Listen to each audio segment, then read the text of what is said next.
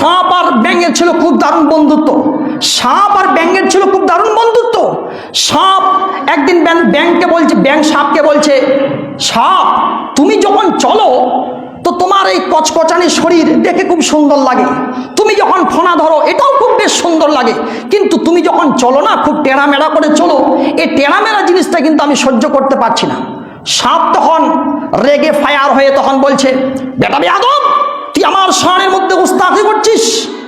তখন ব্যাঙ বলছে, এতক্ষণ পর্যন্ত আপনার তারিফ করলাম, আপনার শরীরটা তেল কচকচানি খুব সুন্দর, যখন ফোনা ধরেন তাও বেশ খুব সুন্দর লাগে, একটুখানি সমালোচনা করলাম তা আবার সহ্য করতে পারলে না।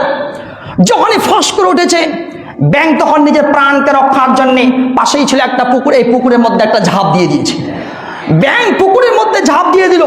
কিছুক্ষণ পর পাশেই ছিল আবার একটা রাখাল। এই রাখাল দেখে পিছনে কি ব্যাপার, ফস করে উঠলো কি, ফস করে উঠলো কি, সামনে এসে দেখছে ও বাপ, বিশাল বড় একটা সাপ, আর হাতে ছিল একখানা হেদায়েতুল্লাহ। এই হেদায়েতুল্লাহ লাঠি সঙ্গে করে নিয়ে সাপের মাথায় মারল দুটো আঘাত, আর দুটো আঘাত করার সঙ্গে সঙ্গে সাপ কিন্তু বেহুশ হয়ে একেবারে পড়ে গেল, একদম টনটন হয়ে সোজা হয়ে শুয়ে আছে।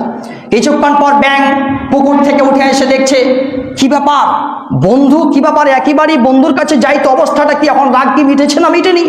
বন্ধুর কাছে আস্তে আস্তে আস্তে আস্তে যখন যাচ্ছে তো দেখতে পাচ্ছে বন্ধু একবারে টানটানা সোজা হয়ে শুয়ে আছে, আর মুখ দিয়ে ফেনা বের করে রেখে দিয়েছে, মুখ দিয়ে ফেনা বের করে রেখে দিয়েছে।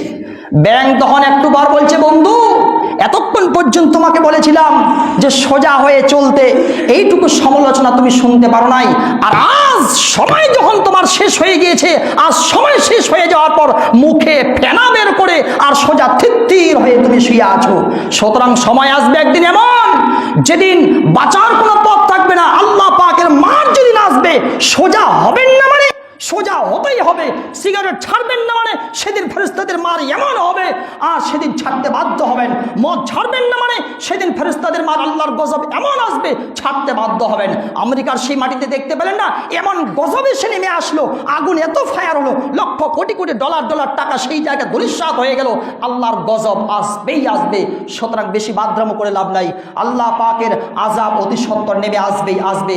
সুতরাং আমি আমার বক্তব্য এখান থেকে শেষ করছি।